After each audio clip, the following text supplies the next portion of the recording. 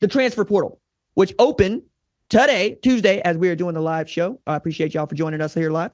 Also, we got 15 days for this thing to stay open, and then it's going to close. And this is always an interesting period because we expect to see a lot of movement during the winter period, right? The season has ended.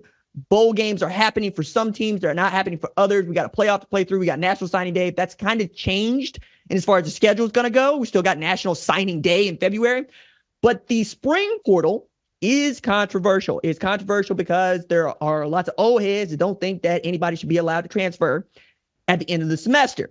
That said, I'm here for the player movement, especially when y'all made the rules and these kids are just going by the rules that you put in place. But because we're in this period where spring games are beginning to get played and guys get to really find out where they are on the depth chart going into the summer, you see a lot of movement.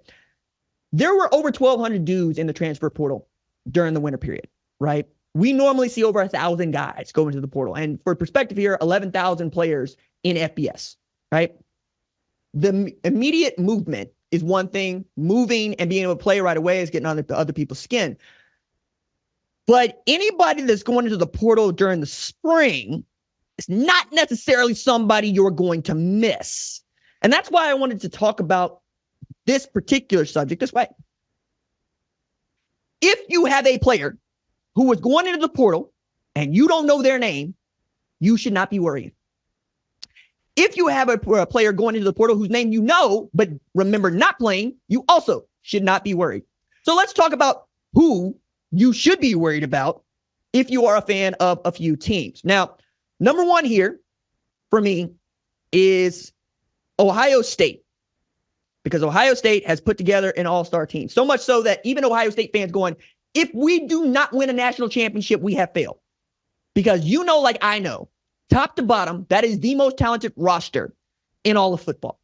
From quarterback to safety to wide receiver to running back to linebacker to defensive line to coaching staff, frankly, with Chip Kelly being added, you've got everything that you need to run at the Big Ten, even in its much more robust form, and make another run at the national championship. But you still are thin in some places, right? So Caleb Downs goes into the portal during this time, which will not happen. Just going to go ahead and put a permanent and absolute on that. You got a problem, right? He's the kind of dude that you should be worried about losing, okay? If Emeka Egbuka went into the portal, you wouldn't like it, and you might think about what that means for the room, but it's something you come back from.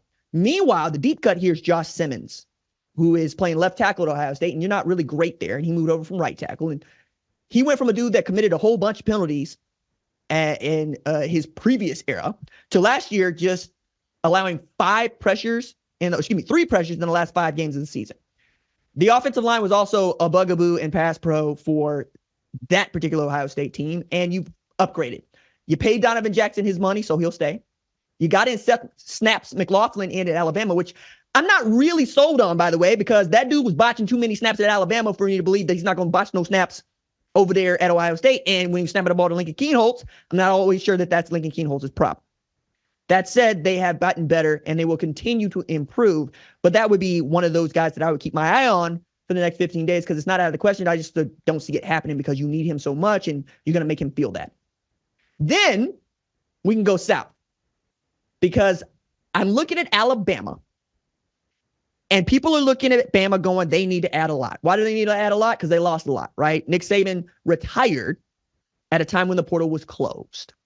And because he retired at a time when the portal was closed, there was a 30-day period for which players at Alabama can insert their names into the transfer portal and go wherever they would like. This is how Caleb Downs ends up at Ohio State. But at that time, I thought it was interesting that Kalen DeBoer not only succeeded in getting Austin Mack to follow him from Washington, prize recruit, to Alabama, but also succeeded in telling Jalen Milroe, dude, you're going to get a shot. And not only a shot, you the starter. So let's act like that. And I got to see that in A-Day, right? Jalen Milroe was out there with the first team. He looked really good as their first team quarterback. And given what Michael Penix Jr. came back from at what was bad at Indiana because of injuries and whatnot, and to Washington, the way he was rehabilitated into the kind of dude that nobody would be shocked about seeing drafted in the first round, but certainly is going to get drafted in the second, third, fourth round as an NFL starter or starter in waiting. Jalen Milroe's there. He's got all the tools, right? It's, can you take care of the football? I put the ball on the floor and not throw the ball to the other team. late in the season, you could see him really start to do that, particularly against LSU, that comeback against Auburn. And then he beat, by God, Georgia, which is something nobody had been able to do before he was able to do it. If he went into the portal, yeah, you should worry. The deep cut on that one, though, is on the defensive side of the ball. Malachi Moore going to the portal, that ain't no good news for a Kane Womack defense. Not at all. You know why? Because that dude was playing nickel or the star, right? And they moved him to free safety. You know why they moved him from nickel to free safety? Caleb Downs went to Ohio State. That was the free safety. That's the reason you do it. I've also been hugely up on Malachi Moore for the last 3-4 years. My God, that dude can play any position in the secondary that you want him to play, right? He is another version of Minkah Fitzpatrick for me. Now, Brian Branch was also really good, but you get that. He's at Detroit now. Malachi's got that kind of skill, and you're going to need him to be your center fielder in this new SEC where everybody's going to be trying to throw the ball all over you because they understand that's the way to beat up on a Washington football team, right? Well, I should say a Kalen DeBoer football team when he was at Washington, right? I think if you can throw the ball on them, you got a shot. Also adding here, a couple of things that I found interesting as I was watching the A-Day spring game. Bama is already way ahead on what the college football playoff is going to be. Because you might notice if you watched it that the turf, the grass, looked like hard garbage, look awful, look bad. But that is because they are doing a new process for putting down turf, because the new turf that they're going to put down is supposed to last them through December. Why would it need to last them through December? Because Alabama's planning on hosting home game for college football playoff. They way ahead on this. They are already going, hey, we need this to hold up in the winter in Alabama. Okay? That's what we need. That's not anything they've actually had to do. The other part about that I thought was interesting is Drake Kirkpatrick Jr. is playing defensive back at Alabama. Yeah, that means Drake Kirkpatrick Sr. had a kid. Drake Kirkpatrick Sr. is 34 years old. His kid, 18. That's how long we've been out here doing this. So if you feel old, you feel old. Also, good on Drake. You know what I'm saying? Making a mini-me who can out there and get it done. Excited to see what he can do. All right, going from Alabama back up north, talk about Michigan. And we're going to talk a lot about Michigan on this episode. But let's start with a couple of guys that you can't afford to lose, especially as you got your spring game going on Saturday. Alex Orji. I'm going to say it like y'all say it now. I'm going to try to do that without breaking a smile either. And Donovan Edwards. Those are two guys that I'll be watching, right? If Alex can show us, the public, that he is the guy to lead Michigan into 2024, it's going to bode really well for what Michigan might be able to do in 2024, ostensibly defending their Big Ten championship and their national championship. However, if we don't feel good about what Alex Orji is doing, right, or even what any of the backups are doing, what's going to stop Michigan from going into the portal to go get a quarterback? I submit to you nothing, because Kirk Campbell is going to be watching this one real closely. I understand some of y'all are like, hey, the Michigan quarterback is a hood ornament for what they do in their run game until such a time as you need to make those play action passes. And Alex has been on the same trajectory that J.J. McCarthy was on, which is playing meaningful snaps during a college football playoff game where you're running the football, right? J.J. did this against Georgia, gave everybody the thrill of knowing what was behind Cade McNamara, ends up taking that job, leading them to a national championship. Maybe Alex can do the same thing.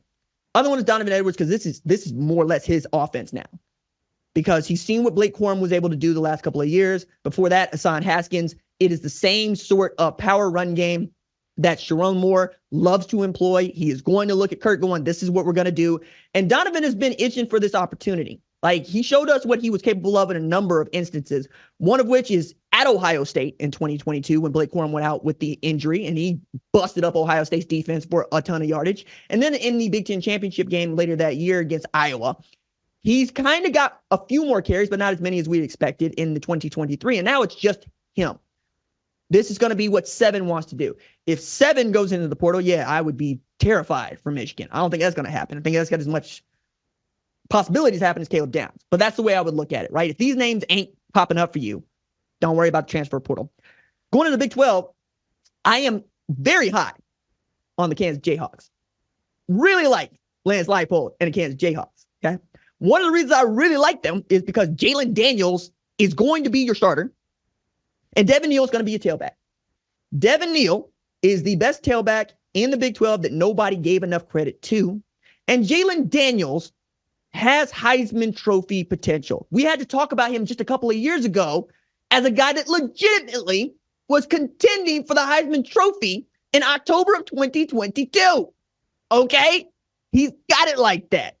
And Lance Leipold has been building toward this moment for some time. Now, what's going to be interesting for Kansas is they don't really play no home games this year because they are trying to overhaul their stadium environment. So they're going to play at Arrowhead and Sporting KC is where they're going to do their home games. But I think between those two guys in the backfield, you got every opportunity to run the table.